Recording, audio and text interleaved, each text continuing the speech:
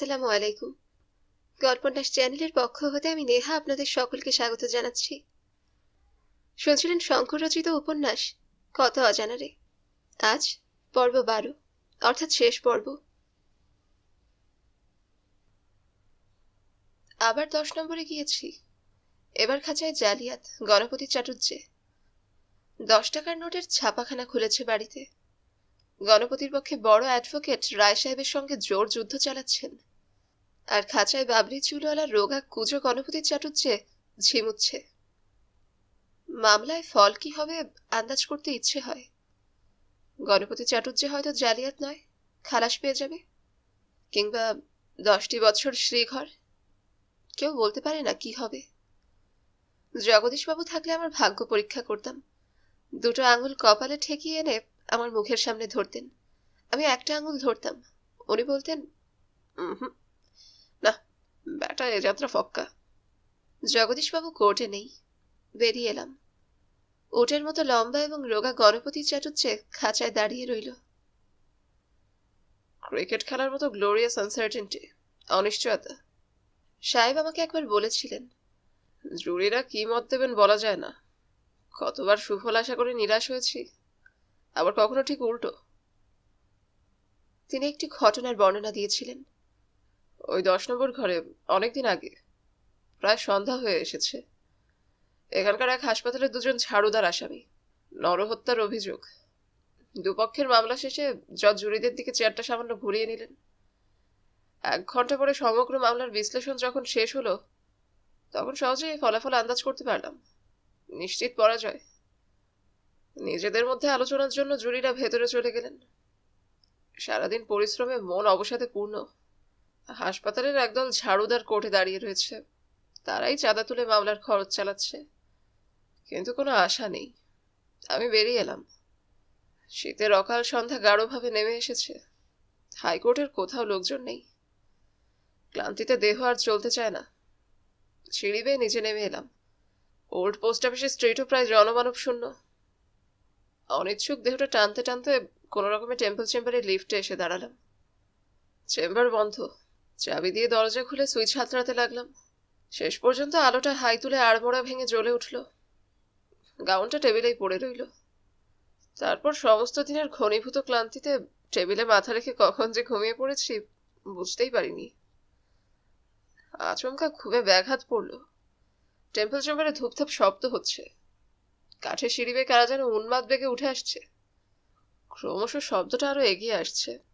অজানা আশঙ্কায় মনটা ভরে উঠল। ড্রয়ার থেকে রিভলভার বের করবো কিনা ভাবছিলাম। ধূপধাপ দুদ্দার শব্দ প্রায় উপরে উঠে এসেছে। একদল লোক বন্যা জলের মতো আমার ঘরের মধ্যে ঢুকে পড়েছে। ঢুকতে বারণ করলাম, কেউ শুনল না। হঠাৎ বুঝতে পারলাম আমার পায়ের ধুলো তারা মাথায় ঠেকাচ্ছে। একজন ঝাড়ুদার হিন্দিতে বলল, আমরা দুজনে ছাড়া পেয়েছি। আমি অবাক হয়ে গিয়েছি। জুরিরা অপ্রত্যাশিতভাবে আসামিদের মুক্তি দিয়েছিলেন। এই গল্প জগদীশবাবুকে বলেছি। আমি দেখেছি অনেকবার, জীবন ও মৃত্যু কখনো কখনো একটা সরু সুতার উপরে ঝুলে থাকে। জগদীশবাবু বলেছিলেন। লোভ সামলাতে পারলাম না, জিজ্ঞাসা করে বসলাম, আচ্ছা, কতবার মৃত্যুদণ্ড দিতে শুনেছেন আপনি? সে কি আর গুনে রেখেছি নাকি ভাই? জগদীশবাবু মনে মনে হিসাব করতে লাগলেন। ঠিক বলতে পারছি না, কিন্তু অনেকবার হবে। চলো চা খেয়ে আসি, তিনি বললেন। একটু পরে খাওয়া হবে, এখন গল্প হোক। তবে একটা পান খাই। পান চিবোতে লাগলেন জগদীশবাবু। হঠাৎ পান চিবানো থেমে গেল, আবার আরম্ভ হলো একটু পরে। যেন কিছু ভাবছিলেন। তুমি তো রাজ্যের খবর রাখো, হয়তো বলতে পারবে। এই ফাঁসির হুকুম হওয়ার পর আসামিদের কোথায় নিয়ে যায়? মাঝে মাঝে জানতে ইচ্ছে হয়। তুমি কিছু জানো? আমি কিছুই জানতাম না। জগদীশবাবুর প্রশ্নের উত্তর দিতে পারিনি, কিন্তু অনেকদিন পর জানবার সুযোগ পেয়েছিলাম।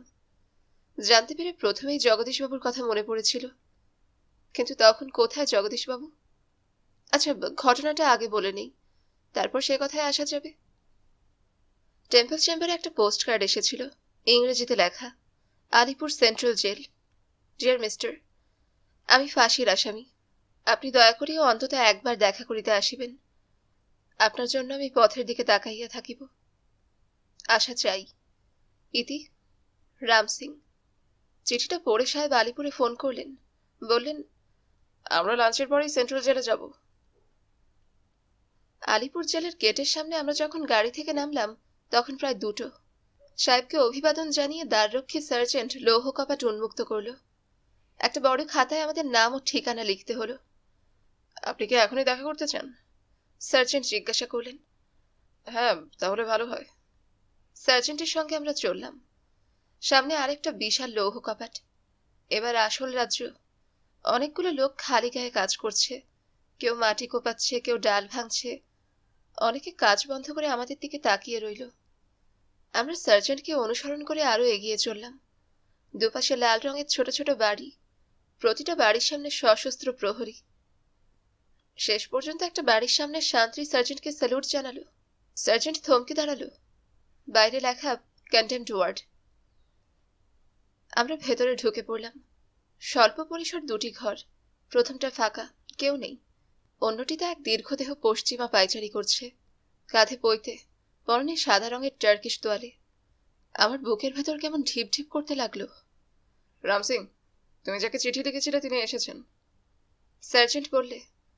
রাম সিং তাড়াতাড়ি বন্ধ গেটের রেলিং এর সামনে এসে দাঁড়ালো।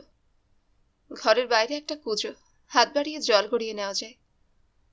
আমাকে আপনি এবারের মতো খালাস করে দিন, আর করব না। রাম সিং হিন্দিতে এমন ভাবে বলতে লাগলো যেন সাহেব ইচ্ছে করলে এখনই দরজা খুলে তাকে মুক্ত করে দিতে পারেন। ভাটার মতো লাল লাল 2টো চোখ দিয়ে রাম সিং আমাকে বললে, আমি ইংরেজি জানি না, সাহেবকে দয়া করে একটু বুঝিয়ে বলুন।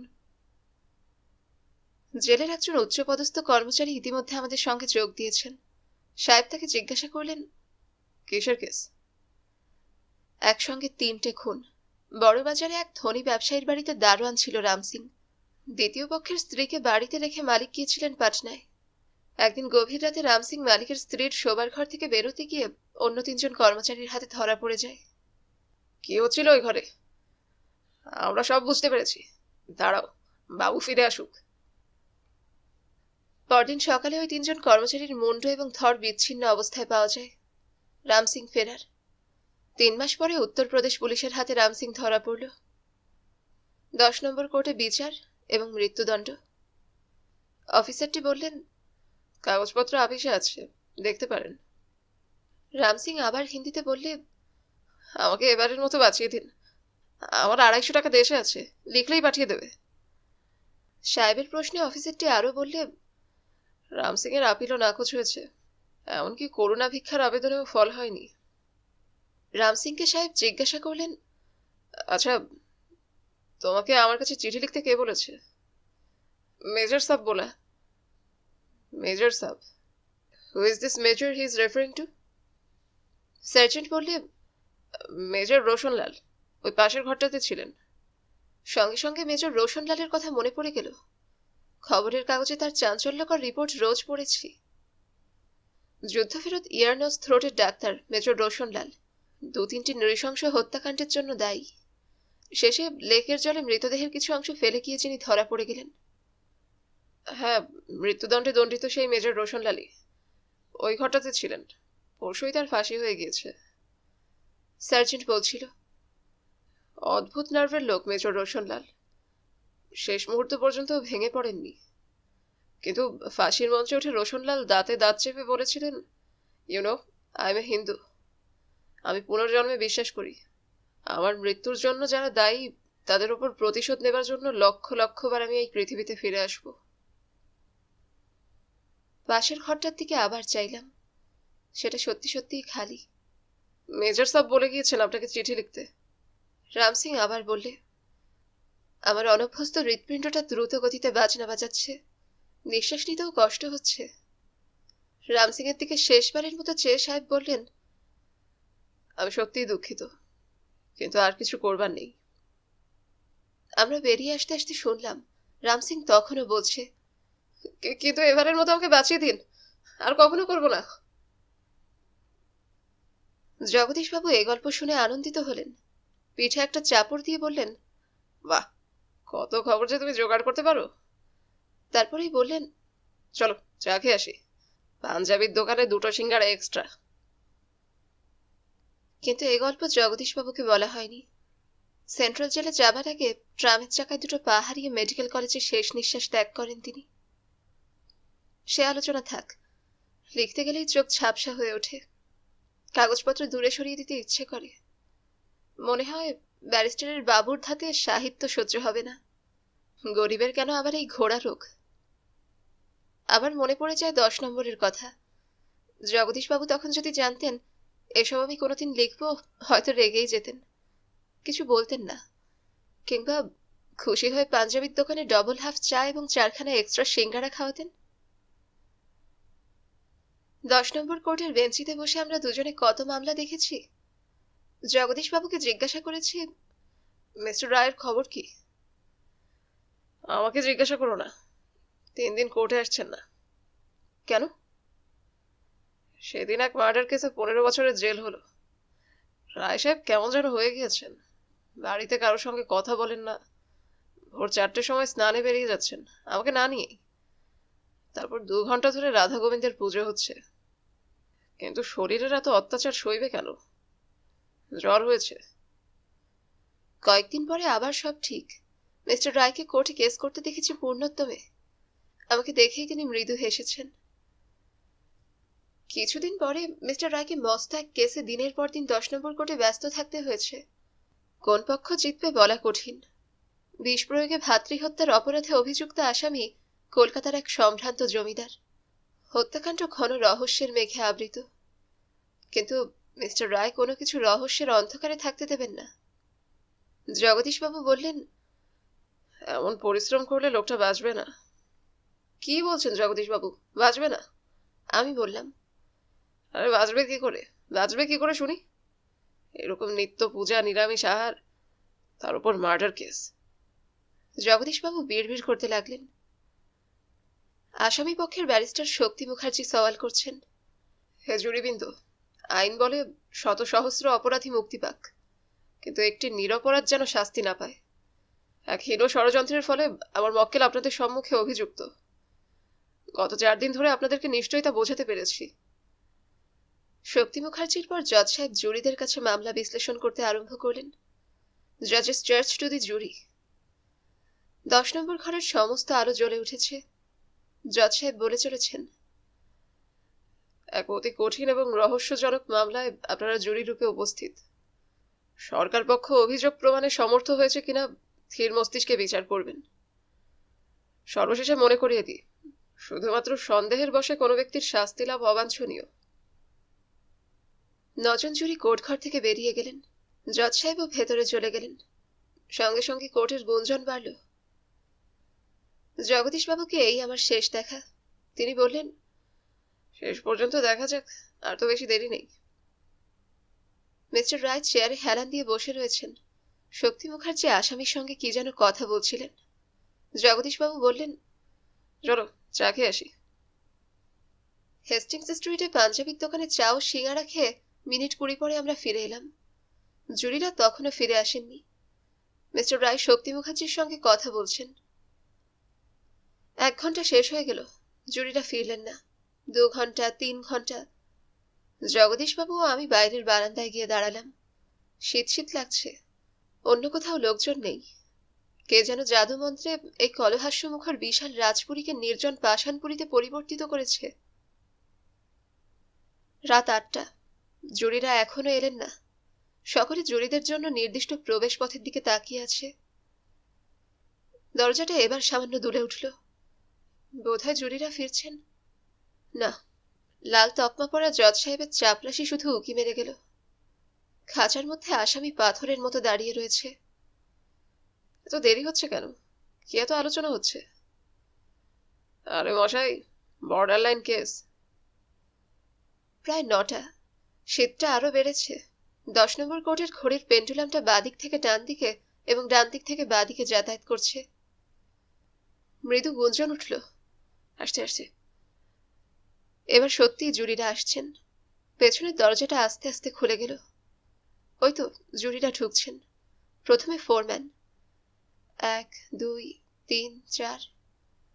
মিনিট খানেকের মধ্যে জজ সাহেব এলেন। ঘরে অশরীরী নিস্তব্ধতা, যেন বুকের স্পন্দনও শোনা যায়। ঘোষক রাত্রের স্তব্ধতা ভঙ্গ করে প্রশ্ন করছেন, mister foreman and gentleman in the jury, have you come to your decision? আপনারা কি কোনো সিদ্ধান্তে উপস্থিত হয়েছেন? হ্যাঁ ধর্মাবতার। বুকের ভেতরে বাজনার বেগ বেড়ে যাচ্ছে। Are you unanimous? আপনারা সকলে একমত? অনেকগুলো চোখ একসঙ্গে জুরিদের দিকে তাকিয়ে আছে। হ্যাঁ ধর্মাবতার, আমরা সকলে একমত। অসংখ্য যন্ত্রের ঐকতানে সৃষ্ট আবহ সঙ্গীত যেন কানে আসছে। মিস্টার রায় তাকিয়ে আছেন। শক্তি মুখার্জি আগ্রহের আতিশয্যে চেয়ার ছেড়ে প্রায় দাঁড়িয়ে উঠেছেন। খাঁচার আসামিও যেন আরো এগিয়ে আসতে চায়। আসামি দোষী না নির্দোষ? সঙ্গীতের শব্দ সংখ্যার যেন সহস্র গুণ বৃদ্ধি পেয়েছে। দোষী। সকল গুঞ্জন মুহূর্তে স্তব্ধ। জজ সাহেব চক্ষু কুঞ্চিত করে 1 মিনিট কি যেন ভাবলেন, কিন্তু তিনি প্রস্তুত হয়েই এসেছেন। বাদিকের পকেট থেকে একটা জিনিস বার করলেন, কালো টুপি। জগদীশবাবু আমার হাতে মৃদু চাপ দিলেন। হয়ে গেল। প্রিজনার অ্যাট দি বার, জজ সাহেব ধীরে ধীরে বলে চললেন। শেষ কথাটা আজও মনে পড়ে। To be hanged by neck until dead. চরমদণ্ড। সার্জেন্ট দণ্ডিতের পাশে এসে দাঁড়ালো। এবার প্রায় সবাই চলে গিয়েছে। জগদীশবাবু তখনও বসে রয়েছেন। উত্তেজনায় তার সর্বদেহ কাঁপছে। এবার এবার কি হবে রায় সাহেব? মিস্টার রায় যেন কেমন হয়ে গিয়েছেন। মাতালের মতো চোখ দিয়ে শূন্য খাঁচাটার দিকে তাকিয়ে আছেন। বাড়ি চলুন স্যার, অনেক রাত হয়েছে। জগদীশবাবু মিস্টার রায়ের হাতটা ধরে বলছেন। তার খেয়াল নেই। জগদীশের দিকে ফ্যাল ফ্যাল করে তাকিয়ে আছেন। জগদীশবাবু 2 হাতে তার দেহটাকে ঝাঁকুনি দিলেন। কিছুই হলো না। ছলছল করছে জগদীশের চোখ। তারপর বাহ্যজ্ঞানহীন লোকের মতো মিস্টার রায়কে তিনি একরকম তুলেই নিয়ে গেলেন। যাবার সময় আমাকে দেখতে পেলেন না। অবাক হয়ে ভাবছি, এ কি রহস্য? কেন মিস্টার রায় এমন হয়ে পড়েন? ক্ষুধিত ব্যাঘ্রের হিংস্রতা নিয়ে তিনি শিকারের ওপরে ঝাঁপিয়ে পড়েন, কিন্তু শেষে অবসাদে টলে পড়েন। কেন এমন হয়? কোনো সদুত্তর পাইনি। অনেক ভেবেছি, কিন্তু সব নিষ্ফল। রহস্যের দ্বার উন্মুক্ত হয়নি। আমার সকল জিজ্ঞাসায় ছেদ টেনে দিয়ে 10 নম্বর ঘরের বিশাল দরজাটা ধীরে ধীরে বন্ধ হয়ে গেল। রাত অনেক হয়েছে। টেম্পল চেম্বারে আমার দেখা শেষ উল্লেখযোগ্য চরিত্রের নাম নিকোলাস ড্রলাস। তাকে আমি আজও ভুলতে পারিনি। ধর্মতলা স্ট্রিট কিংবা ডালহৌসির মোড়ে এখনো মাঝে মাঝে চারিদিকে চোখ বুলিয়ে নেই। ভিড়ের মধ্যে থেকে ড্রলাসের হঠাৎ আবির্ভাব হওয়া অস্বাভাবিক নয়। দেখা হলেই চিরপরিচিত কায়দায় ভাঙা ভাঙা ইংরেজিতে সে নিশ্চয়ই বলবে, হ্যালো বাবু, হাউ ডু ইউ ডু। তারপর সে মামলার খবর জানতে চাইবে, কিন্তু আমি উত্তর দিতে পারবো না। ড্রলাস যে ধরনের মানুষ, উত্তর না পেয়ে হয়তো রাস্তার মধ্যেই চিৎকার শুরু করে দেবে। টেম্পল চেম্বারে যত অদ্ভুত সৃষ্টি ছাড়া মানুষ দেখেছি, নিকোলাস বোধহয় তাদের মধ্যে সবচেয়ে আশ্চর্যজনক। ড্রলাসের সঙ্গে প্রথম সাক্ষাতের কথা মনে পড়ছে। একখানা চিঠি নিয়ে এসে সাহেবের সঙ্গে দেখা করতে এসেছিল। কঙ্কালসার চেহারা, চোখে মুখে কর্কশ রুক্ষতার ভাব। চিঠিটা এগিয়ে দিয়ে ড্রলাস কাশতে শুরু করলো। কাশি আর থামতে চায় না, সঙ্গে হাঁপানির টানের মতো শব্দ। চিঠিটা সম্পূর্ণ পড়তে দেবার মতো ধৈর্য নেই তার। 2 বার ঠোক গেলে ভাঙা ভাঙা ইংরেজিতে জিজ্ঞেস করলে, you take my case or not. চিঠি লিখেছেন বিচারপতি রায়, পত্রবাহক জনৈক দুস্থ নাবিক। এখানকার কোনো বিখ্যাত জাহাজ কোম্পানির বিরুদ্ধে এক জটিল মামলায় জড়িত। সাহেব এই মামলা গ্রহণ করলে জাস্টিস রায় আনন্দিত হবেন। সাহেব মামলা গ্রহণ করবেন জেনে ড্রলাসের মুখ উজ্জ্বল হয়ে উঠল। কি একটা বলতে চাচ্ছিল, কিন্তু কাশিতে আবার তার কথা আটকে গেল। একটু সুস্থ হয়ে ছেঁড়া শার্টের হাতা গুটিয়ে ঘুষি পাকিয়ে এসে বলল, দুনিয়াতে জোর না করলে কিছু হয় না। যতদিন ভালো ছেলের মতো সবার হাতে পায়ে ধরলাম, কিচ্ছু হলো না। আর যেই মেজাজ গরম করলাম, চিৎকার করলাম, অমনি জজ সাহেবেরও টনক নড়ল। পাক্কা 20 মিনিটে ব্যারিস্টার জোগাড়। সেদিন নিকোলাসের ভাবভঙ্গিতে ভয় পেয়েছিলাম। লোকটা মাতাল না পাগল, কিন্তু ক্রমশ নিকোলাসকে জেনেছি। বুঝেছি সে পাগল তো নয়ই, মাতালও নয়। নিকোলাস ট্রলেসকে বুঝতে হলে তার বিচিত্র জীবন কাহিনী গোড়া থেকে শোনা প্রয়োজন। সাহেব আমি নিকোলাসের মুখ থেকে তার ভবঘুরে জীবনের অদ্যপান্ত বিবরণ শুনেছিলাম। নিকোলাস ট্রলেস গ্রিসের লোক, যে গ্রিসে পেরিক্লিস এবং আলেকজান্ডার জন্মেছিলেন, যে দেশের মাটিতে লালিত হয়েছিলেন সক্রেটিস এবং এরিস্টটল। নিকোলাসের গ্রিস অবশ্য অন্য যুগের, বিগতকালের গৌরবের লেশ মাত্র সেখানে নেই। সমস্ত দেশ দারিদ্র্যে জীর্ণ, অনেক লোকও পেট পুরে খেতে পায় না। নিকোলাসের স্বপ্ন ছিল বড় লোক হবার, নিজের দেশে তা সফল হবে না। তার এক দূর সম্পর্কের ভাই দেশ ছেড়ে নিউ ইয়র্কে এক রেস্তোরাঁ খুলে কিছুকালের মধ্যে ব্যাংকে 2 পয়সা করেছিল। নিউ ইয়র্কে লোকের হাতে পয়সা আছে, আর সে পয়সা তারা জখের মতো আগলে রাখে না, প্রাণ ভরে খরচ করে। সুতরাং সেখানে রাতারাতি ভাগ্য পরিবর্তন করা শক্ত হবে না, নিকোলাস ভেবেছিল। কোনো এক অশুভ মুহূর্তে সে দেশ ছেড়ে নিউ ইয়র্কে পাড়ি দিয়েছিল নিশ্চয়ই, নতুবা যে নিউ ইয়র্কে লোটা কম্বল সম্বল করে এসে লোকে বছর কয়েকের মধ্যে ডলারের সমুদ্রে সাঁতার কাটে, সেখানে 3 বছরেও ভাইয়ের রেস্তোরাঁয় কুকের কাজ ছাড়া নিকোলাসের আর অন্য কিছু জুটল না কেন? রোজগারের মধ্যে খাওয়া পড়া ছাড়া সপ্তাহে $2। ড্রলাসের ধৈর্যের বাঁধে ভাঙন ধরেছিল। আত্মীয় স্বজনও বিশ্বাসযোগ্য নয়, সুযোগ পেলে তারাও $20 কাজ করিয়ে $2 দেয়। শেষে একদিন ভাইয়ের সঙ্গে হাতাহাতির উপক্রম। লোকজন এসে সরিয়ে না দিলে দুজনকেই পুলিশের শরণ নিতে হতো। রাজপথে রাত্রি কাটিয়ে ড্রলাস চাকরির সন্ধান করে। অবশেষে এক জাহাজে চাকরি জুটল। ড্রলাস ভাবে ভাগ্য প্রসন্ন বলতে হবে, এত সহজে চাকরি, আর প্রথমেই অ্যাসিস্ট্যান্ট স্টুয়ার্ডের পদ। মাইনে প্রথম বছরে মাসিক $200, তারপর মাসিক 250। সাগর দিয়ে ঘেরা দেশের মানুষ ড্রলাস, সমুদ্রকে ভয় পায় না। সে ভাবল মন্দ কি, নানান দেশ দেখা যাবে, ঘোরা যাবে পৃথিবীর এক প্রান্ত থেকে অন্য প্রান্ত। জাহাজের নাম SS ওয়াটারম্যান, চলেছে ভারতবর্ষের দিকে। জাহাজে খাবারের দায়িত্ব ড্রলাসের। কোল্ড রুম থেকে মাংস, মাখন ইত্যাদি বার করা, রান্না ও মেনুর ব্যবস্থা এগুলো তাকেই করতে হবে। কোল্ড রুমে সর্বক্ষণ কাজ করে ড্রলাসের ঠান্ডা লাগলো। চিফ স্টুয়ার্টকে সে কতদিন বলেছিল সর্দি না কমা পর্যন্ত কোল্ড রুমে অন্য কাউকে কাজ দিন। চিফ স্টুয়ার্ট কানে দেননি। ডিউটি কমাতে দূরের কথা, 6 ঘন্টার জায়গায় 9 ঘন্টা কাজের হুকুম হলো। অনিয়ম ও অত্যাচারে ড্রলাসের রোগ পাকিয়ে উঠল, কিন্তু ঘন্টার পর ঘন্টা ঠান্ডা ঘরে কাজের বিরাম নেই। কলকাতায় এসে ড্রলাসের অত্যাচার জর্জরিত শরীর আর বসে থাকতে রাজি হলো না। জাহাজের ডাক্তার জানিয়ে দিলেন ডবল নিউমোনিয়া।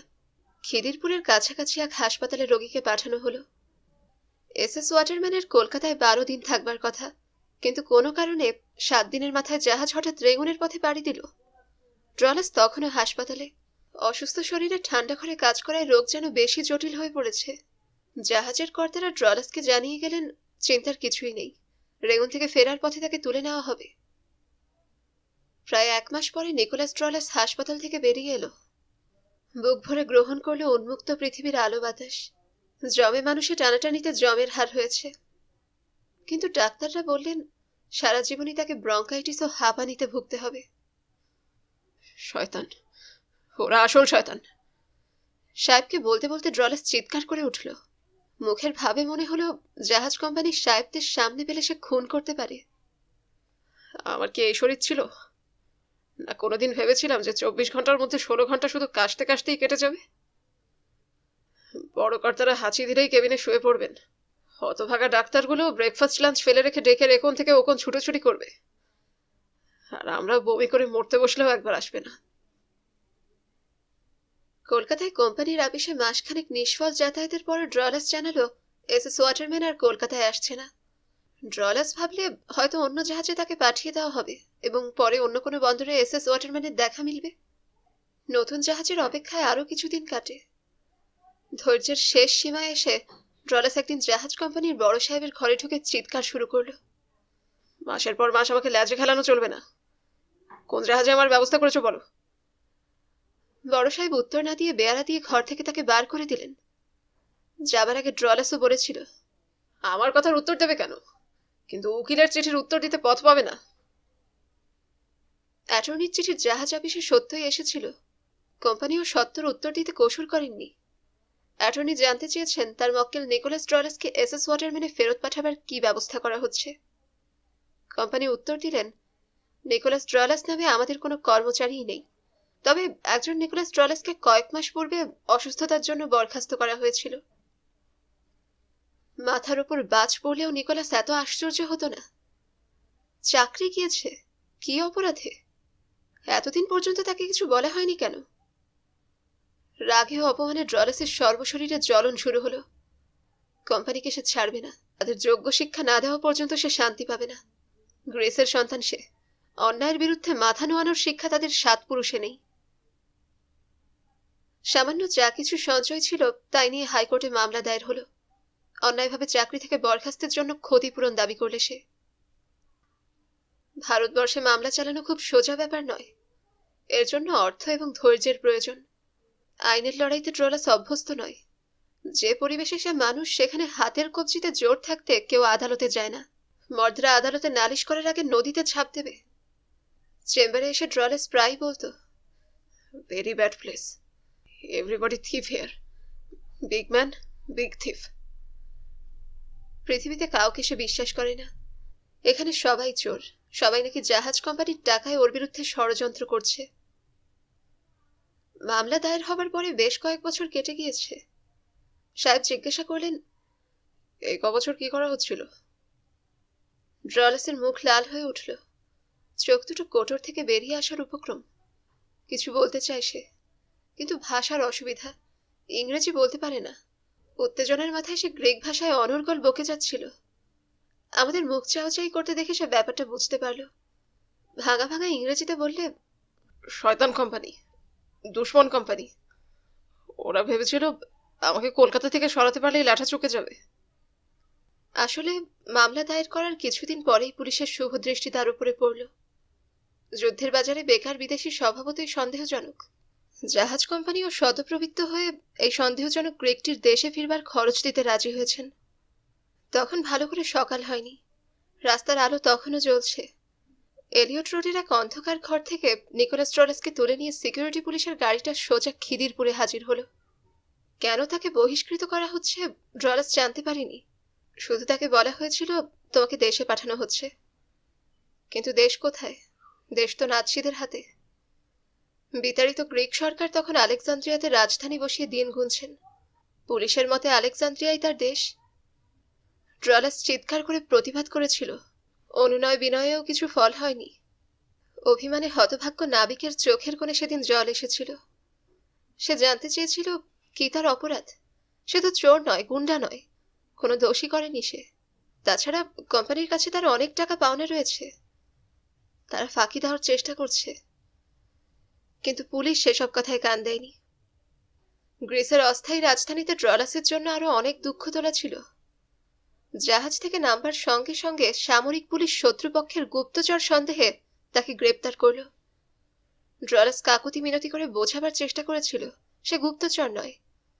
কিন্তু সামরিক কোর্টের বিচারকরা সহজে বিচলিত হন না। এরকম ছন্নছাড়া লোক গুপ্তচর না হয়ে পারে না।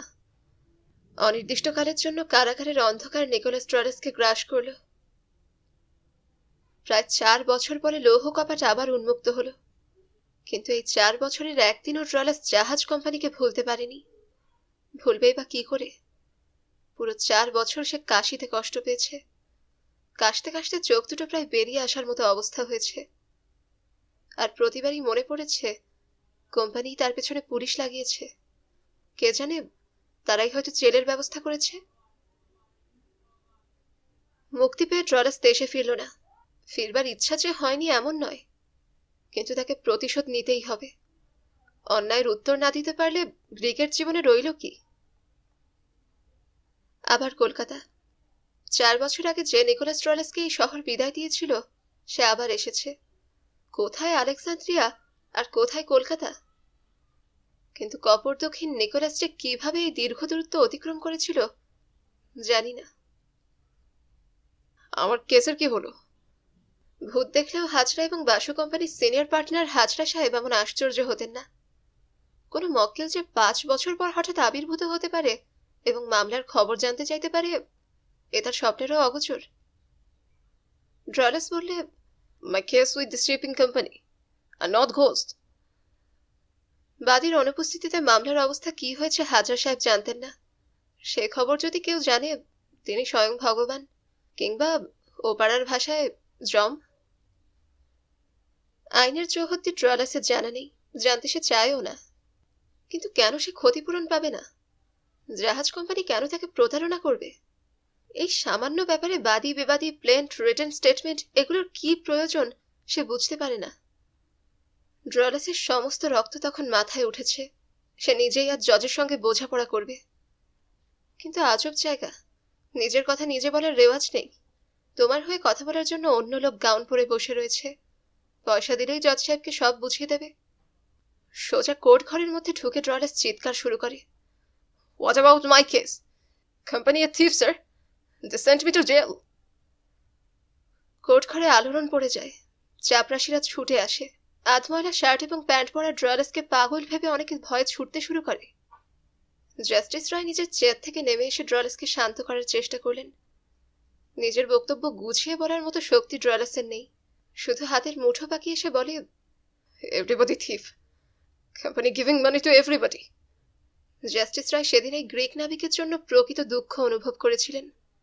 না হলে অ্যাটর্নি হাজরাকে তিনি ডেকে পাঠাতেন না, আর সাহেবকে ব্যক্তিগত চিঠি দিয়ে মামলা গ্রহণ করতে বলতেন না। ড্রলাস প্রায়ই আমাদের চেম্বারে আসে। প্রথম দিকে তাকে এড়িয়ে যেতাম। সে কিন্তু মুখে হাসি ফুটিয়ে বলতো, হ্যালো বাবু, how do you do? Greek বলতে পূর্বে আমার মনের মধ্যে গ্রিক ভাস্কর্যের নিদর্শনগুলো ভেসে উঠত। প্রশস্ত বক্ষ, উন্নত নাসা, পেশিবহুল দেহ। ময়লা বেশবাসে কঙ্কালসার রক্তহীন ড্রলাসকে দেখে মনে হতো সে শুধু শিল্পীর স্বপ্নে রূপ পরিগ্রহ করেছে। ড্রলাসের তবুও আকর্ষণী শক্তি আছে। তার টানা টানা চোখ দুটোর দিকে তাকালে অকারণে ভালোবাসা জন্মায়। ড্রলাসের প্রতি সাহেবের গভীর মমতা।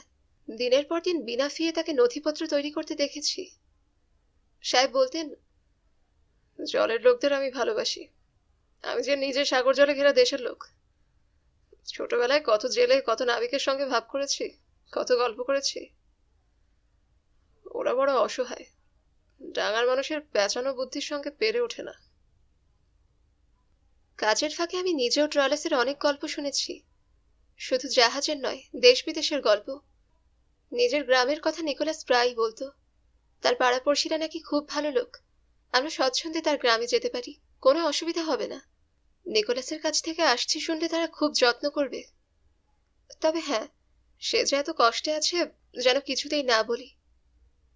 আমি হেসে জিজ্ঞাসা করতাম, কিন্তু কথা কইব কি করে? গ্রিকই তো জানি না। আর ও ভাষা শিখতে গেলে তো 3 মাসে মাথায় টাক পড়ে যাবে। নিকোলাস আমাকে বোঝাতো, একদম মিথ্যা কথা। ইংরেজরা ইচ্ছা করে পৃথিবীতে এরকম রটিয়েছে। গ্রিক খুব সহজ ভাষা, ইংরেজি থেকে অনেক সহজ। আমার শিখতে মোটেই অসুবিধা হবে না। আর না শিখলেও চিন্তা নেই। বুড়ো ইউমফপুলাস খুড়ো আছেন গ্রামে। রেলি ব্রাদার্সে চাকরি করে পুরো 25 বছর তিনি কলকাতার বোম্বাইয়ে কাটিয়ে গিয়েছেন। চৌস্ত ইংরেজি বলেন। তিনি সব বুঝিয়ে দেবেন। ইংরেজিতে কথা বলার লোক পেলে নাকি খুব খুশি হবেন ইউমফপুলাস খুড়ো। ড্রলাসের এই শান্ত স্নেহমধুর রূপটাই সব নয়। অতি সহজেই সে ধৈর্য হারায়। একদিনের কথা, কোম্পানির কাছে কত টাকা দাবি করা যায় তা আলোচনা হচ্ছে। সাহেব বললেন, 3 বছরের বেশি মাইনে দাবি করে লাভ নেই। সঙ্গে সঙ্গে ড্রলাস চিৎকার করতে শুরু করলো, কেন? আমি তো 7 বছরের মাইনে পাবো। আমাকে তো অন্যায়ভাবে বরখাস্ত করা হয়েছে। সাহেব প্রথমে মৃদু হেসে বোঝাবার চেষ্টা করলেন যে আইন অনুযায়ী কাজ করতে হবে। নিজের খেয়াল খুশি মতো দাবি করা চলে না। ড্রলাস ততক্ষণে গলা ফাটিয়ে চিৎকার করছে, আমি কাউকে বিশ্বাস করি না।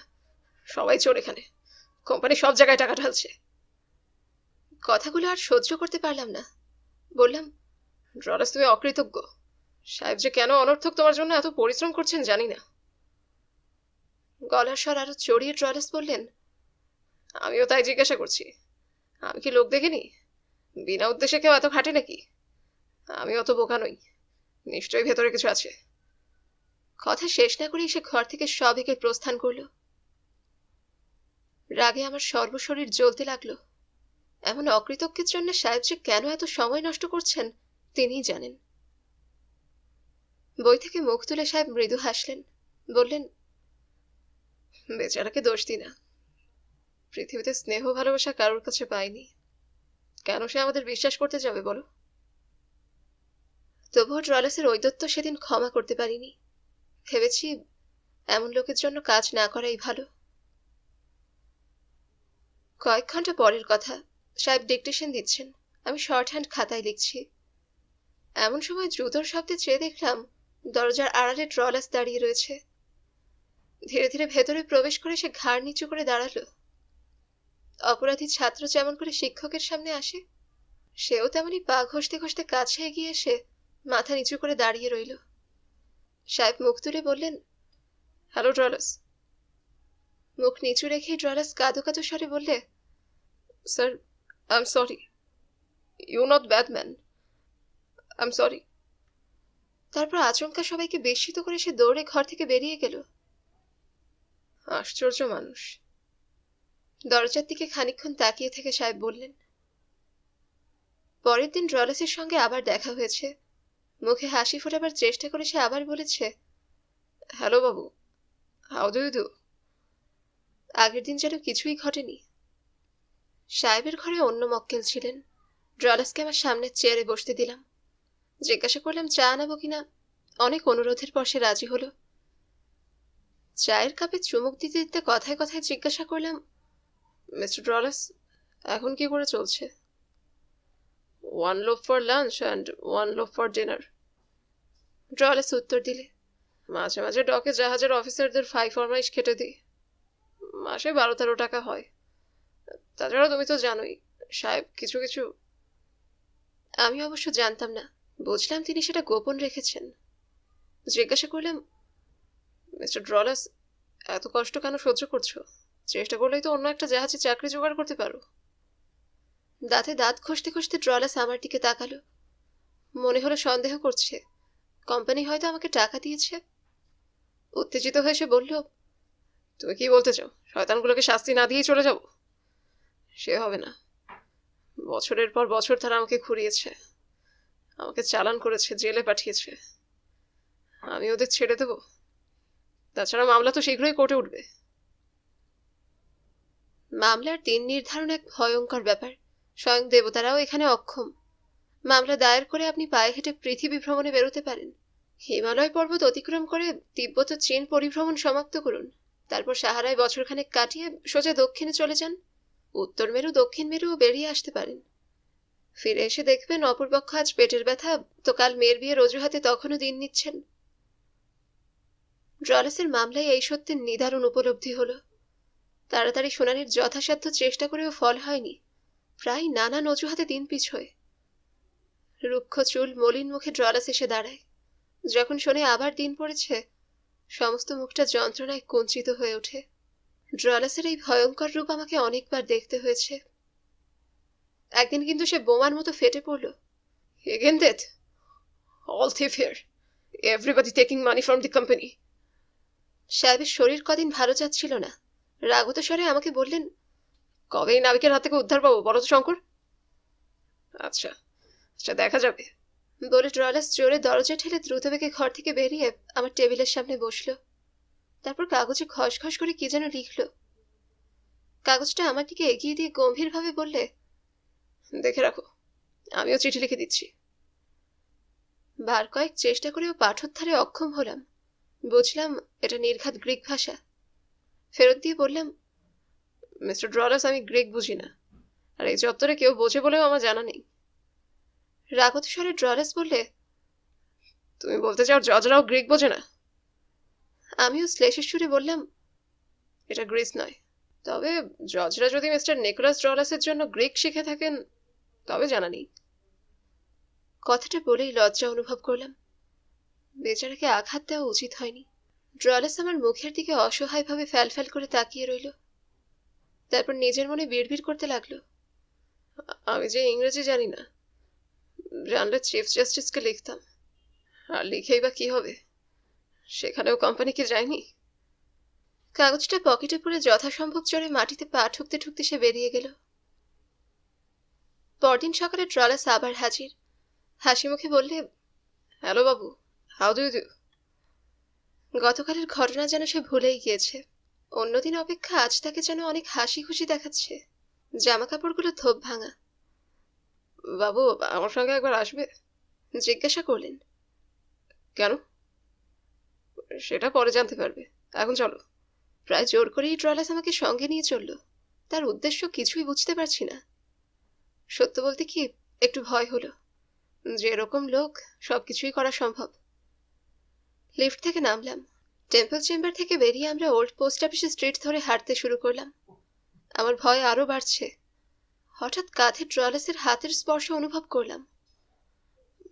বাবু, আমার জন্য তোমাকে খুব খাটতে হচ্ছে না? ড্রলাসের স্নেহ ভরা কণ্ঠস্বর। যেখানে এসে আমরা থামলাম সেটা একটা রেস্তোরাঁ। খাবারের অর্ডার দিয়ে ড্রলাস গুনগুন করে গান ধরলে। আমি তখনও কিছু বুঝতে পারছিলাম না। হঠাৎ সে বললে, আশ্চর্য লাগছে, কিন্তু আজ যে 20 নভেম্বর, আমার ছেলের জন্মদিন। দেশে থাকলে কত আনন্দ হতো। 9, 10, 11, হ্যাঁ, সে 12 বছরেই পা দিল। চায়ের কাপে মুখ দিতে গিয়ে ড্রলাস চমকে উঠল। কাপটা একটু সরিয়ে রেখে জিজ্ঞাসা করলে, কিন্তু ওরা বেঁচে আছে তো?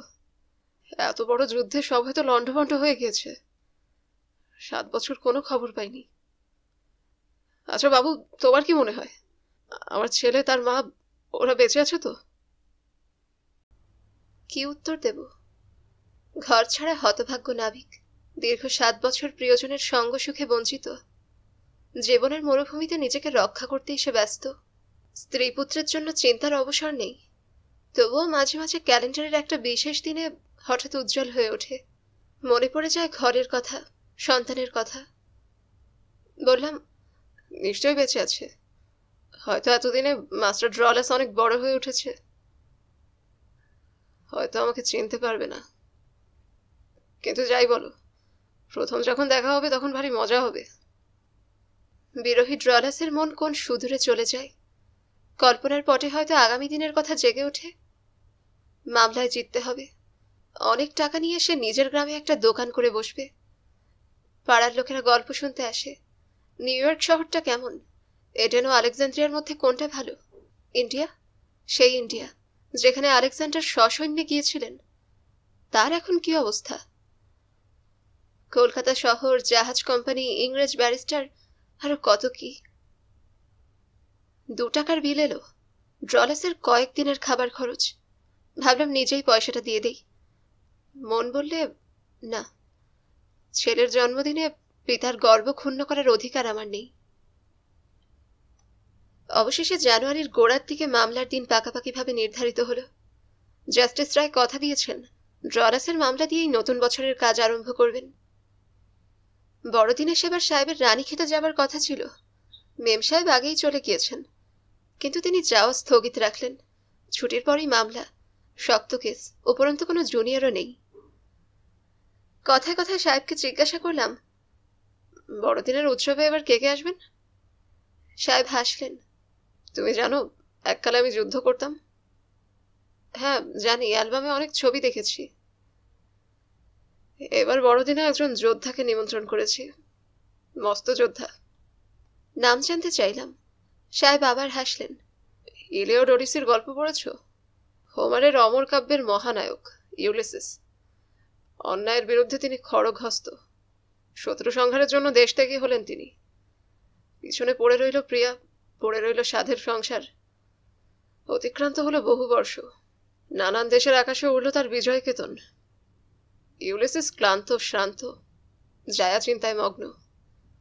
কিন্তু অভিযান এখনো শেষ হয়নি, অনেক বাকি, এখনো সময় হয়নি নিকট। ইউলিসিসকে কেন্দ্র করে ছোটবেলায় অসংখ্য স্বপ্ন রচনা করেছি। ভেবেছি তার সাক্ষাৎ পেলে খুব মজা হবে, কিন্তু দেখা হয়নি। আজ এতদিন পরে এই বৃদ্ধ বয়সে তার দেখা মিলেছে। তিনি আজও প্রবাসী, গৃহহারা। বড়দিনে তিনিই আমার অতিথি। তার নাম নিকোলাস ড্রলাস। বড়দিনের নিমন্ত্রণপত্র নিয়ে আমি ড্রলাসের কাছে যাব। সাহেব বললেন, যাওয়ার পথে আমার একটা শার্ট আর একটা প্যান্ট আর একটা টাই নিয়ে যেও। দেওয়ান সিংকে বলা আছে। আর ড্রলাসকে বলো, এগুলো না নিলে আমি দুঃখিত হব। সেদিন শনিবার, প্রায় 2টো বাজে। ড্রলাসের ঘরের মধ্যে ঢুকতেই দুর্গন্ধে গা গুলিয়ে উঠল। হাফ প্যান্ট এবং গেঞ্জি পরে ঘরের এক কোণে ড্রলাস খেতে বসেছে।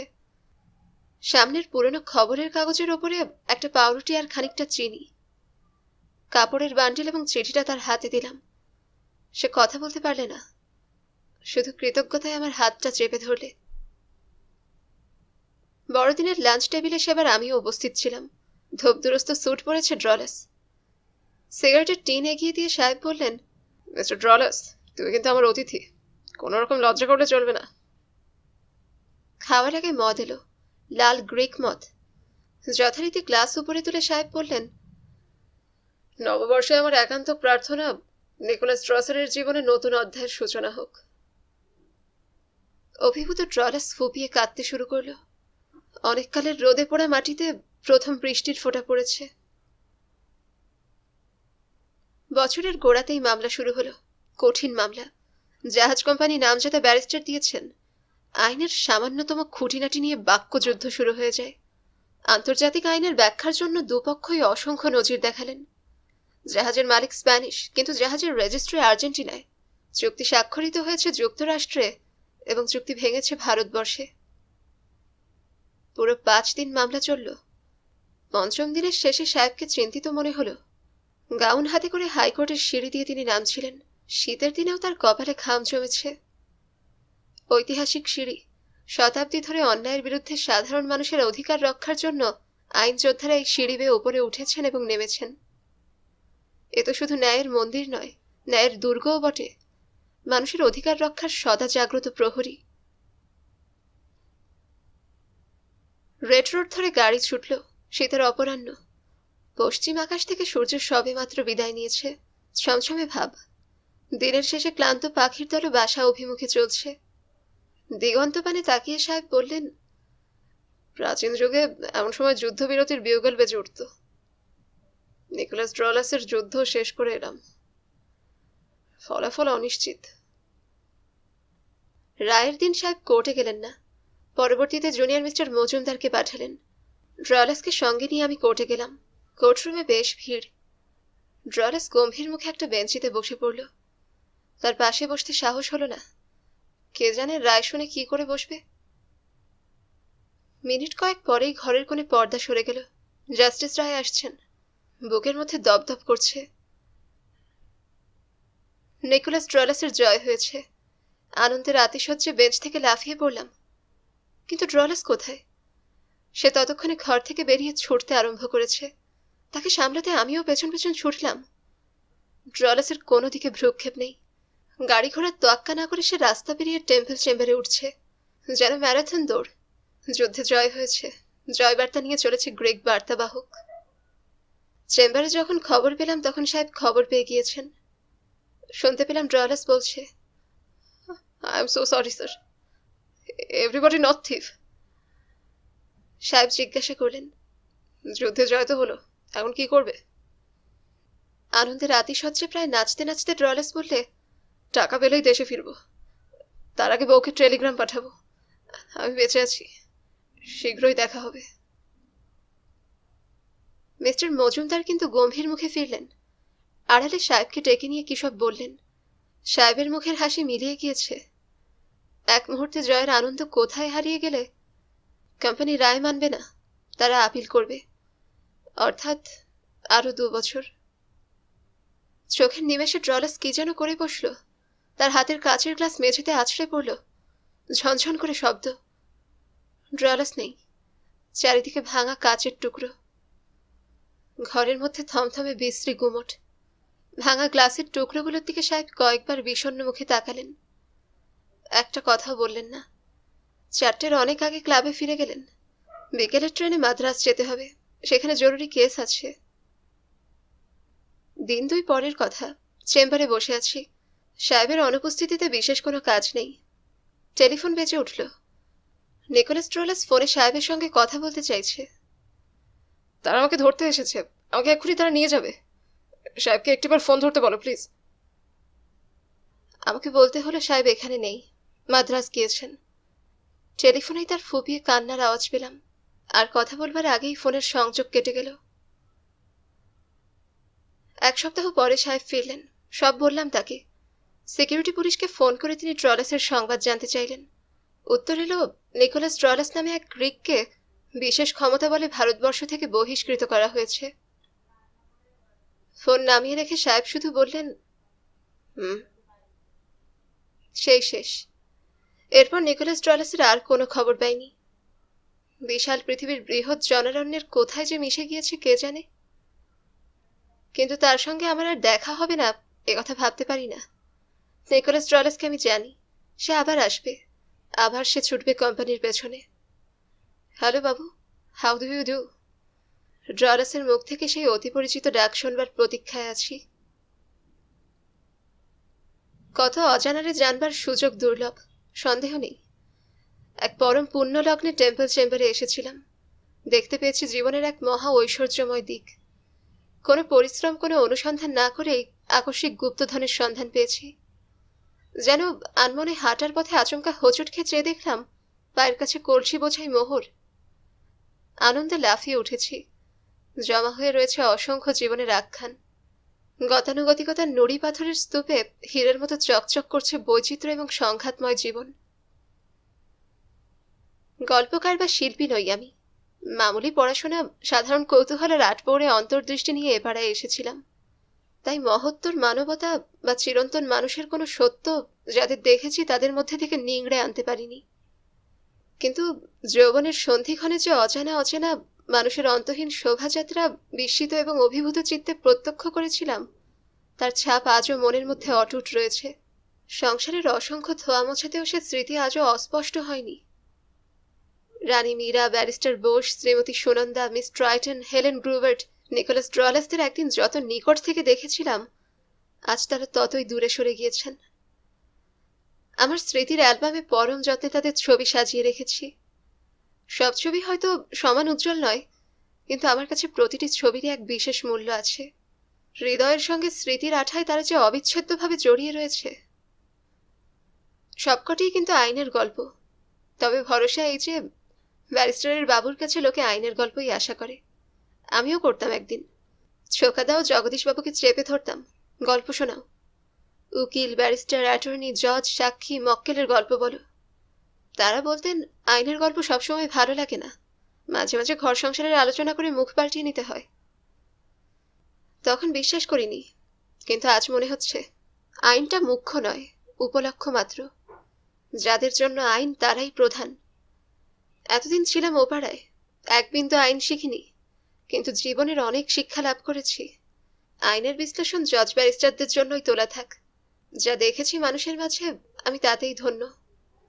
বিচারে গলদ কোথায়, কম খরচে আর দ্রুত মামলা ফয়সালা করা যায় কিনা পণ্ডিতরা চিন্তা করবেন। ছোকাদার ভাষায় আমরা জিঞ্জার মার্চেন্ট, জাহাজের খবরে লাভ নেই। কিন্তু নদীর ধারে দাঁড়ালে আদার ব্যাপারেও যেমন মাঝে মাঝে জাহাজ দেখতে পাই, সাহেবের সান্নিধ্যে আমিও তেমনি মাঝে মাঝে আইনকে দেখেছি। নেপথ্য থেকে প্রত্যক্ষ করেছি বিচার নাট্য। কোন ফাঁকে মক্কেলের জয় পরাজয়ের সঙ্গে জড়িয়ে ফেলেছি নিজের সুখ দুঃখ।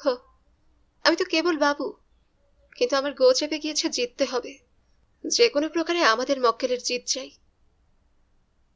ওল্ড পোস্ট অফিস স্ট্রিট থেকে অনেক দূরে সরে গিয়ে আজ যখন পুরনো দিনের হিসেব নিকেশ করি, প্রশ্ন জাগে আমাদের সব মক্কেলদের দাবি কি ন্যায়সঙ্গত ছিল? অপরাধ কেউ কেউ নিশ্চয়ই করেছেন, সুতরাং পরোক্ষভাবে অন্যায়ের সমর্থন করছি। মনে পড়ছে সাহেব একদিন এ প্রশ্নের বিশ্লেষণ করেছিলেন। বলেছিলেন, মার্শাল হলের নাম শুনেছ নিশ্চয়ই, বিলেতের সর্বযুগের খ্যাতিসম্পন্ন ফৌজদারি ব্যারিস্টার। তিনি বলতেন, অল মাই গিজ আর সোয়ান্স। আমার সব কানা ছেলেই পদ্মলোচন। আসামিদের পক্ষ সমর্থন করতেন তিনি। ব্রিফ হাতে করলেই তার দৃঢ় বিশ্বাস জন্মাত মক্কেল নিরপরাধ। কেবল মার্শাল হল নয়, সব আইনযোদ্ধার ক্ষেত্রেই এটা সত্য। সকলে পারেন না, কিন্তু সাহেব পারতেন। ব্যারিস্টার হয়েও নিস্পৃহভাবে হাইকোর্ট জীবনকে বিচার করতে পারতেন। 30 বছর ধরে দেখেছেন তিনি হাইকোর্টকে, কাজ করেছেন। কত কেস এলো, বিচার হয়েছে, জজরা রায় দিয়েছেন, ল রিপোর্টের পাতায় তার খানিকটা ইতিহাস বন্দী হয়েছে। আর কিছুটা আছে সাহেবের মনে। বলতে ভালোবাসতেন তিনি, কিন্তু বোঝবার বিদ্যে আমার ছিল না। তবু সময় পেলেই আমাকে বলতেন, আমিও শুনতাম। বেলা পড়ে আসছে। ফোর্ট উইলিয়াম থেকে যে দীর্ঘ সুঠাম দেহ নিয়ে সাহেব একদিন টেম্পল চেম্বারে এসেছিলেন, সে দেহ আর নেই। জীবন সায়ান্নে দেহ দুর্বল হচ্ছে, ব্যাধি নয়, জ্বরার আক্রমণে। মন কিন্তু পূর্বের মতো সরল, অনাবিল আনন্দে পরিপূর্ণ। অনেকদিন থেকে তাকে দেখছি, পরিবর্তন আসছে কোথাও। অতীতের কাহিনী বলতে পূর্বে এত আগ্রহ ছিল না, কিন্তু ঠিক ধরতে পারি না। হয়তো আমার মনের ভুল, কেননা মাঝে মাঝে তিনি কৌতুকে উছলে ওঠেন। কখনো বলেন, চলো পায়ে হেঁটে বেরিয়ে আসি। গড়ের মাঠে ঘাসের ওপর দিয়ে আমরা হাঁটতে আরম্ভ করি। খেয়াল বসে হাতের ছড়িটা মাঝে মাঝে মাটিতে ঠোকেন। একদল স্কুলের ছেলে ফুটবল খেলছে, দুদিকে ইট দিয়ে গোল তৈরি হয়েছে। সাহেব দাঁড়িয়ে পড়েন, বলেন, বিনা পয়সায় ফুটবল দেখা যাক। বল নিয়ে ছেলেরা ছুটছে, একজনের পা থেকে বল কেড়ে নেবার চেষ্টা করছে অন্যজন। আনন্দে এক হাতে তিনি মাটিতে ছড়ি ঠোকেন, অন্য হাতটি রাখেন আমার কাঁধে। আমরা আরো এগিয়ে যাই, ছেলেরা খেলছে দলে দলে। বললেন, আমারও দলের মধ্যে মিশে যেতে ইচ্ছে করছে। ছোট বয়সের খেলায় অনেক আনন্দ। দমকা হওয়ায় মাথার চুলগুলো উঠছিল। তাদের সংযত করে কিছু বলার আগেই তিনি বললেন, চলো এবার ফেরা যাক। ফেরার পথে বিশেষ কথা হয় না, শুধু তিনি এক ফাঁকে জানিয়ে দেন, ডবল চা খেতে হবে আজকে। চায়ের টেবিলে দেওয়ান সিংকে ডাক দিয়ে বললেন, আজকে বেজায় খিদে লেগেছে। টোস্টে মাখন লাগিয়ে তার উপরে খানিকটা জেলি ছড়িয়ে দেন। এই মাখন আর জেলি নিয়ে আমার বাবা আর মায়ের মধ্যে প্রায় ঝগড়া লাগতো। মা বলতেন, হয় মাখন নাও, না হলে জেলি নাও, গেরস্ত সংসারে দুটো চলে না। বাবা বলতেন, ঠিক বলেছ, তবে জেলি আর মাখন আলাদা খেলে কিন্তু দুটো টোস্ট লাগবে। আমি একটাতেই কাজ সারছি, সুতরাং তোমার খরচ যেতে আরো কম হচ্ছে। লম্বা বেনি হাতে পাকাতে পাকাতে মা রাগ করতেন। বেনি? ইংল্যান্ডে মেয়েরা বেনি রাখে? এখন ববছাট, কিন্তু আমাদের মায়েরা সেকেলে মানুষ, তারা ইয়া বড় বড় বেনি রাখতো। চা খেয়ে উঠে পড়লাম। কয়েকদিন পরে চেম্বারে সাহেব বললেন, আজকাল সকালে রোজই বেড়াতে যাচ্ছি। কেমন লাগছে? জিজ্ঞাসা করলাম।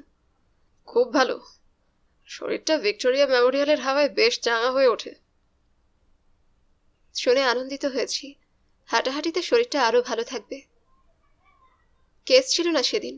1টার সময় চেম্বার থেকে তিনি চলে গেলেন। আমাকে বললেন, ঠিক 4:30টায় ক্লাবে এসো, জরুরি কাজ আছে।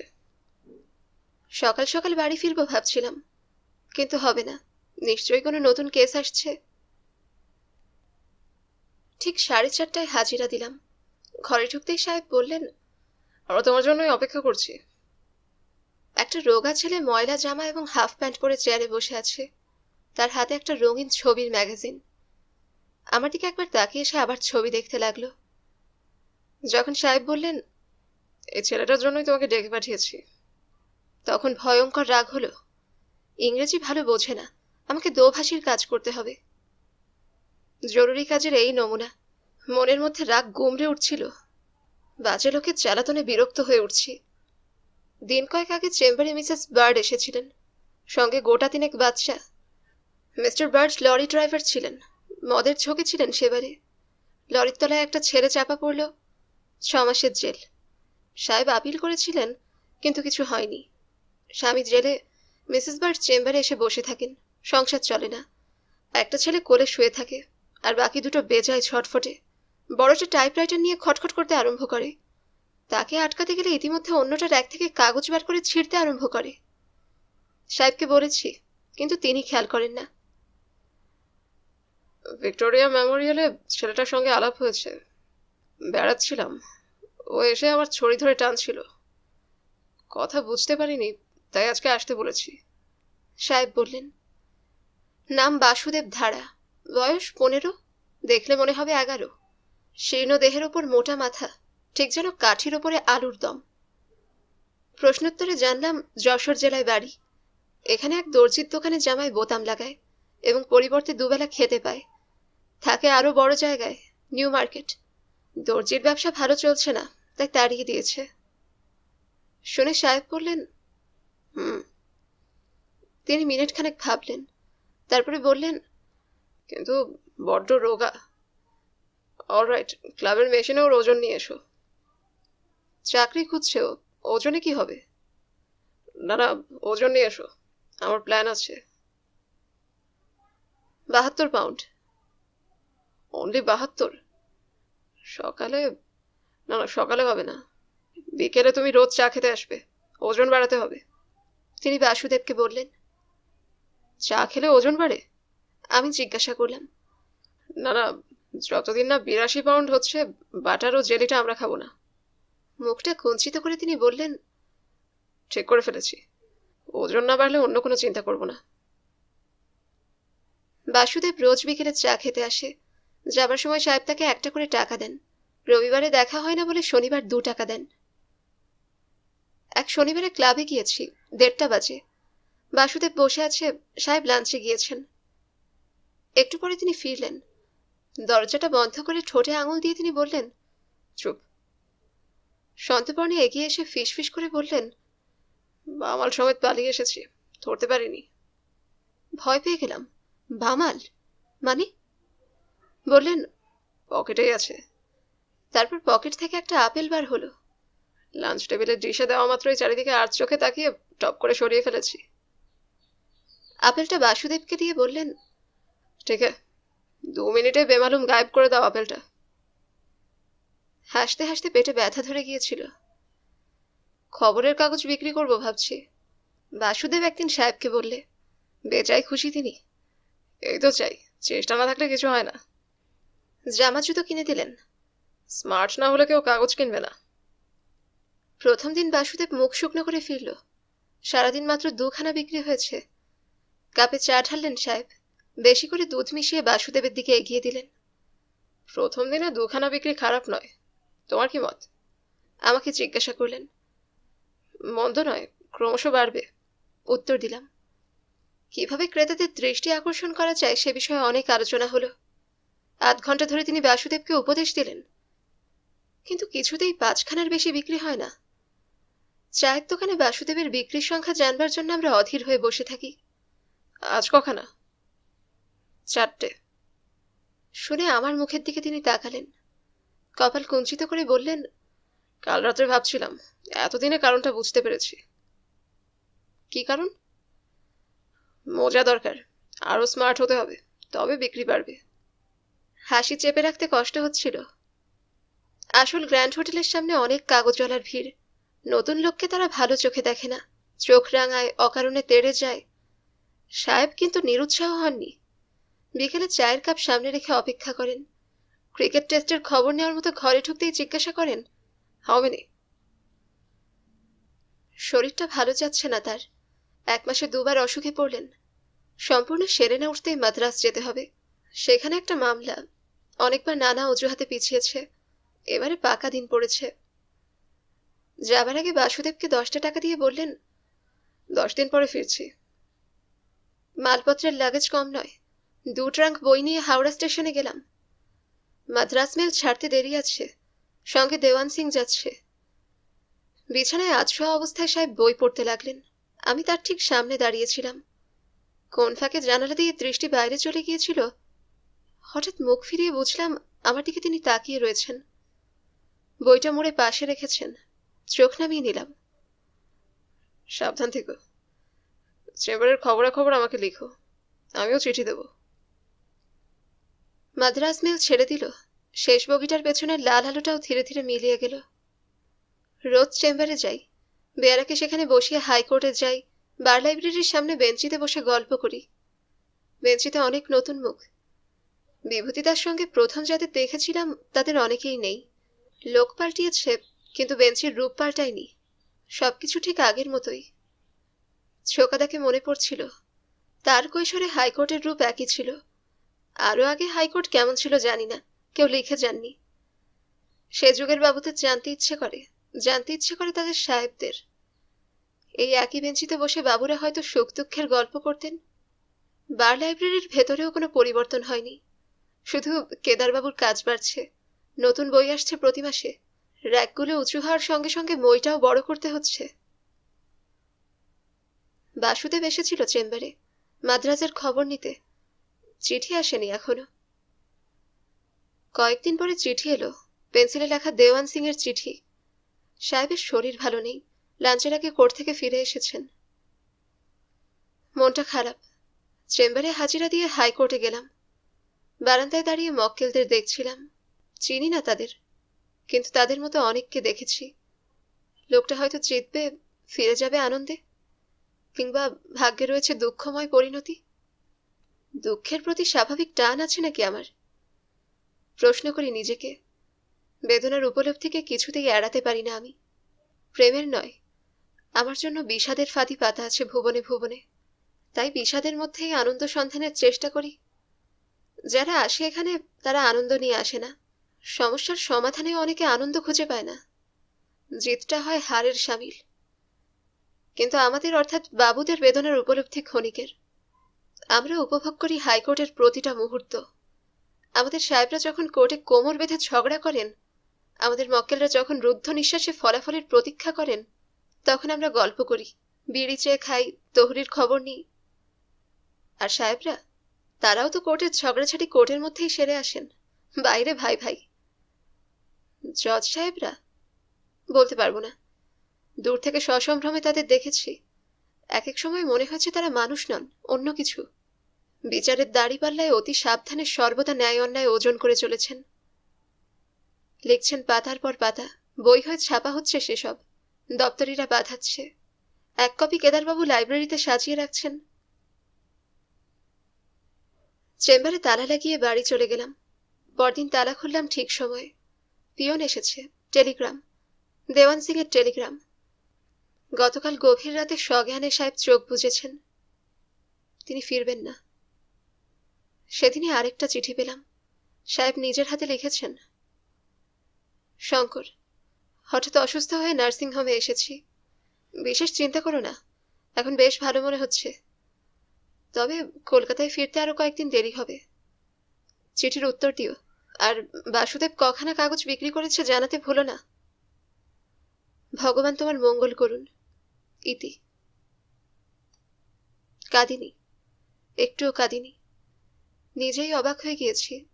এক ফোঁটা জল আসছে না চোখে। বজ্রাঘাতে চোখের জল যেন পাথর হয়ে গিয়েছে। শেষ শেষ হয়ে গিয়েছে কলকাতা হাইকোর্টের ইতিহাসের এক অধ্যায়। আমারও। চোখ বুঝেছেন শেষ ইংরেজ ব্যারিস্টার। ইতি পড়েছে আমারও জীবন অধ্যায়ের। আইনপাড়ায় আর নয়, চাকরি পেলেও নয়। এখানে থাকতে হলে পাগল হয়ে যাব। আবার পথে বেরিয়ে পড়তে হবে। হেথা নয়, হেথা নয়, অন্য কোথা, অন্য কোনোখানে। শেষবারের মতো চেম্বারের দরজা বন্ধ করে ওল্ড পোস্ট অফিসের স্ট্রিটে এসে দাঁড়িয়েছিলাম। মাথা উঁচু করে দাঁড়িয়ে রয়েছে টেম্পল চেম্বার।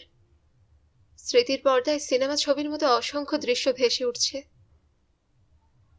বিভূতি তার হাত ধরে ওল্ড পোস্ট অফিসের স্ট্রিটে আসবার দিনগুলো মনে পড়ছে।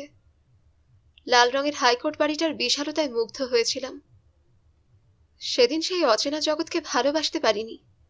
ছিল ভয় মিশ্রিত শ্রদ্ধার উপলব্ধি। তারপর পরিচয়ের সূর্যকিরণে ভয়ের মেঘ কেটে গিয়েছে। ছোট হয়ে এসেছে বিশাল প্রাসাদটা। একতলা, দোতলা, তিনতলার প্রতিটা ঘর, প্রতিটা থাম চিনেছি। তবুও অজানা রয়ে গিয়েছে 14 আনা। 2 আনা জানবার আগেই শেষ হয়েছে সময়, ছিন্ন হয়েছে বাঁধন। যে জীবনকে দেখেছি তার কিছুই বলা হয়নি। ভাবিকালের কোনো ঐতিহাসিক ভারতের এই প্রাচীনতম ধর্মাধিকরণের প্রামাণিক ইতিহাস নিশ্চয় রচনা করবেন। ইতিহাসের উপাদান রয়েছে যথেষ্ট। হাইকোর্টের রেকর্ড রুমে জমা হয়ে রয়েছে অসংখ্য দলিল, অগণিত নথিপত্র। ভাবিকালের ঐতিহাসিক সেই স্তূপ থেকে উদ্ধার করবেন কত অজানা তত্ত্ব এবং তথ্য। আমি ঐতিহাসিক নই, ইতিহাসের কোনো উপাদানও রেখে যেতে পারলাম না। কিন্তু পূর্ণচ্ছেদ টানবার আগে একটা ছোট কাহিনী মনে পড়েছে। সাহেবই বলেছিলেন আমাকে। এই শতাব্দীর প্রারম্ভে লন্ডনের এক এক্সরে ছবির প্রদর্শনীতে গিয়েছিলেন তিনি। বেজায় ভিড়। নতুন রশ্মির অবিশ্বাস্য ক্রিয়াকলাপ দেখতে অনেকে এসেছেন। সাহেবের পাশে দাঁড়িয়েছে এক চীনা ভদ্রলোক, ছবি দেখছিলেন। সাহেবের বয়স তখন খুব কম। বালকসুলভ চপলতা বসে অজানা ভদ্রলোকটিকে তিনি বলে ফেললেন, কি আশ্চর্য, এই আলোতে দেহের প্রতিটা হাড় পর্যন্ত দেখা যাচ্ছে। দার্শনিকের গাম্ভীর্য নিয়ে চীনা ভদ্রলোকটি তার দিকে তাকিয়েছিলেন। উদাসভাবে বললেন, Yes, my boy, but only bones. Unfortunately, it doesn't show your heart. হ্যাঁ, সত্যিই তাই। কিন্তু কেবল হাড়, এতে হৃদয় দেখা যায় না। ঠিকই বলেছিলেন চীনা ভদ্রলোকটি, এবং আশা করি আমিও অনুসন্ধানী দৃষ্টিতে কেবল আইনের অন্তর্স্থিত অস্থিকে খুঁজে বেড়ানোর অপরাধ করিনি। শেষ হলো শঙ্কর রচিত উপন্যাস কত অজানারে। আপনাদের যদি আমার গল্প পাঠ ভালো লাগে তবে অবশ্যই লাইক করবেন, কমেন্ট করবেন এবং বেশি বেশি শেয়ার করবেন। যারা গল্পন্যাস চ্যানেলটিকে সাবস্ক্রাইব করেছেন তাদেরকে অসংখ্য ধন্যবাদ, এবং যারা করেননি তাদের কাছে অনুরোধ রইল চ্যানেলটিকে সাবস্ক্রাইব করে ফেলুন। পাশে থাকা বেল আইকনটিও ক্লিক করে রাখবেন, এতে করে আমি কোনো নতুন গল্প বা উপন্যাস আপলোড করলেই আপনারা তার নোটিফিকেশন পাবেন। সকলে সুস্থ থাকবেন এবং আমাদের পাশে থাকবেন এই কামনায় আজকের মতো এখান থেকেই বিদায় নিচ্ছি।